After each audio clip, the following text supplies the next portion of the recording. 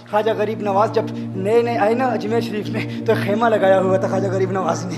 خیمے میں خواجہ غریب نواز عصر سے لے کر مغرب کے وقت تک روتے رہتے تھے. ایک نوجوان اجمیر سے باہر گیا ہوا تھا پڑھنے کے لیے, کچھ عرصے کے بعد واپس آیا اور اس خیمے کے قریب سے گزر ہوا اور گزرا تو رونے کی آواز آئی. فوراً دیکھتا ہے کہ خواجہ غریب نواز رو رہے ہیں, ابھی غیر مسلم ہے, اسلام قبول نہیں کیا. فوراً گھر جاتا ہے, ماں سے پوچھتا ہے, ماں یہ مسلمانوں کا گرو کیوں روتا ہے, مسلمانوں کا بابا کیوں روتا ہے؟ میں ہر روز گزرتا ہوں, عصر سے مغرب کے مابین جو وقت ہے یہ روتا ہے. ماں نے کہا جاؤ اس سے پوچھ لو کیوں روتا ہے. وہ نوجوان خواجہ غریب نواز کے خیمے کے اندر آیا, کہا بابا میں ہر روز یہاں سے گزرتا ہوں, آپ کے رونے کی آواز آتی ہے, بتائیے آپ کیوں روتے ہیں؟ کہا جاننا چاہتے ہو میں کیوں روتا ہوں؟ میں نے ایک مدت اپنے مرشد کے ساتھ گزاری ہے, مرشد کی خدمت میں گزاری ہے, مجھے اپنے پیر کی یاد رلاتی ہے, پیر کی یاد رلاتی ہے. میں عصر سے مغرب کے وقت تک اپنے مرشد کی یاد میں روتا رہتا ہوں. اس نوجوان نے کہا اچھا میں نے تو سنا تھا کہ انسان کو جب درد ہوتا ہے, تکلیف ہوتی ہے تو تکلیف انسان کو رلاتی ہے, آپ کو تو محبت ہے,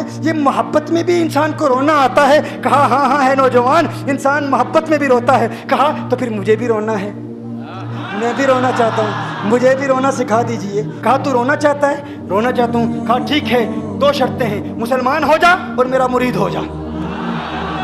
کہا میں ماں سے اجازت طلب کروں گا.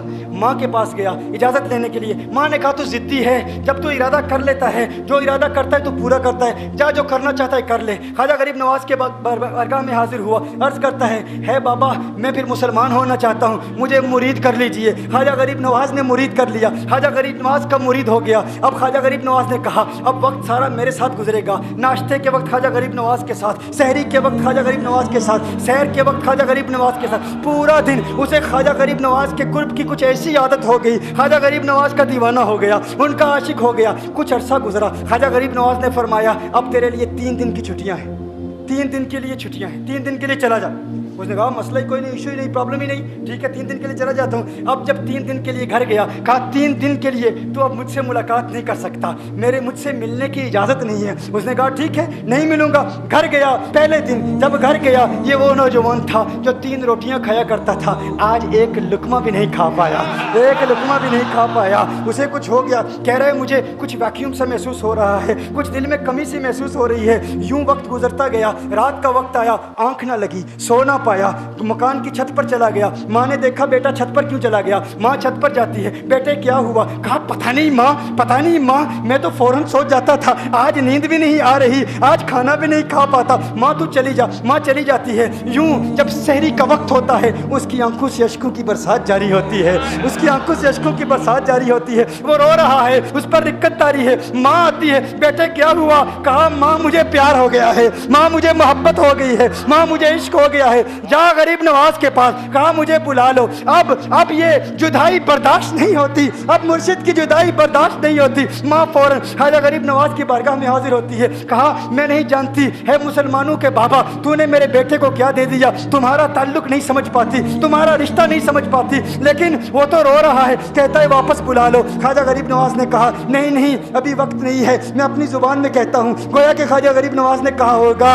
ابھی تو ابتدائی عشق ہے, روتا ہے کیا, آگے دیکھ ہوتا ہے کیا. تیری تمنا تھی, تیری خواہش تھی کہ محبت میں رونے کی عادت ہو جائے, ابھی تو ابتدا ہے. ماں کو واپس بھیج دیا, کہا واپس چلی جا. اسے کہا ابھی اجازت نہیں ہے, وہ واپس چلی جاتی ہے. بیٹے کو بتاتی ہے کہ ہے میرے بیٹے وہ تو اجازت نہیں دے رہا. کہا ماں سن لے, اب اگر نہ بلایا تو میں مر جاؤں گا, یہ محبت مجھے مار ڈالے گی. ماں اگر مجھے زندہ دیکھنا چاہتی ہے تو میرے مرشد کو راضی کر لے, میرے مرشد کو بتا دے اب یہ جدائی برداشت نہیں کر سکتا. ماں فوراً غریب نواز کی بارگاہ میں حاضر ہوتی ہے. کہا ہے غریب نواز کرم فرمائیے, مجھ ماں کی تمنا ہے, مجھ ماں کی آرزو ہے, وہ مر جائے گا. کہا ماں کی تمنا ہے, تیری بات مانتا ہوں, جا اسے واپس بھیج دے. وہ فوراً بھاگتا ہوا خواجہ غریب نواز کی بارگاہ میں حاضر ہوتا ہے. اس وقت خواجہ غریب نواز اپنے مریدوں کو درس دے رہے ہیں, ایک مجمع لگا ہوا ہے. وہ فوراً خواجہ غریب نواز کے دروازے پر کھڑا ہوتا ہے اور پھر مرید یہ منظر دیکھ رہے ہیں. خواجہ غریب نواز کو دیکھتا ہے, خواجہ غریب نواز اسے دیکھتے ہیں. وہ میں نے کہا تھا نا نگاہ مست ملائی تو میں پلا کے اٹھے, جہاں وہ بیٹھ گئے میں قدا بنا کے اٹھے. خواجہ غریب نواز نے اس کی آنکھوں سے آنکھیں ملائی اور پوچھا اب پتا چلا محبت میں رونا کیسے آتا ہے, اب پتا چلا. اس نے کہا ہے غریب نواز کرم فرمائیے. فوراً غریب نواز नवाज को पुकारता हुआ गरीब नवाज के कदमों में आ गिरा, गरीब नवाज के कदमों से लिपट गया। अब मुरीदीन इस मंजर को देख रहे हैं और हैरान हो रहे हैं कि सिर्फ वो मुरीद ही नहीं रो रहा, सारे मुरीद रो रहे हैं, इस प्यार के रिश्ते को देख रहे हैं। और फिर एक अजीब और गरीब मंजर, ख्वाजा गरीब नवाज ने कहा, आज रात तूने खाना खाया था? कहा नहीं खाया था, नहीं खाया था। ख्वाजा गरीब नवाज ने फरमाया, मैंने भी नहीं खाया था, मैंने भी नहीं खाया था, मैंने भी नहीं खाया था। फिर ख्वाजा गरीब नवाज ने फरमाया, आज रात सोया था? कहा नहीं सोया था। कहा आंख मुझे भी नहीं लगी, नींद मुझे भी नहीं आई। ये मंजर सब मुरीद देख रहे हैं, वो मुरीद भी रो रहा है और ख्वाजा गरीब नवाज की आंखों में अश्कों की बरसात जारी है। ये वो रोने वालों का मकाम है।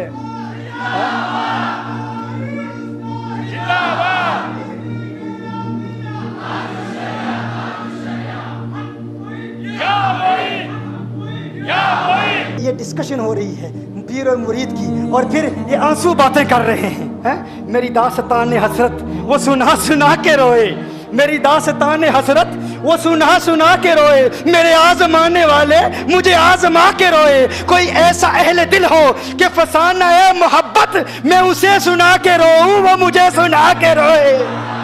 मैं उसे ये रोने और हम रोने पे आ जाएं तो दरिया ही बहा दें। ये चिश्तियों का रोना है, हम रोने पे आ जाएं तो दरिया ही बहा दें। शबनम की तरह हमें रोना नहीं आता।